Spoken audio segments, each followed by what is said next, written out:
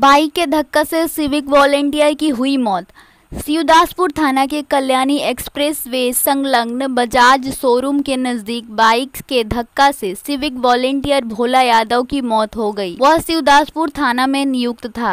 उसकी पत्नी अर्चना यादव ने सरकार से सहायता की मांग की है। আমার স্বামী ওই হাই রোডে দাঁড়িয়ে সাইডে দাঁড়িয়ে ওরা সব 4-5টা ছেলেরা মিলে চা খাচ্ছিল। তো একটা বাইক এসে খুব স্পিডে ছিল, এখন জানি না ওরা মানে খুব স্পিডে বাইকটা ছিল, এসে ধাক্কা দিয়েছে, পড়ে যে মাথায় চোট খেয়েছে, নাক দিয়ে মুখ দিয়ে রক্ত সঙ্গে সঙ্গে ব্লাড ভাঙতে লেগে গেছে। ওখানকার স্থানীয় ছেলেরা সব ধরে ওনাকে হসপিটালে নিয়ে গেছে।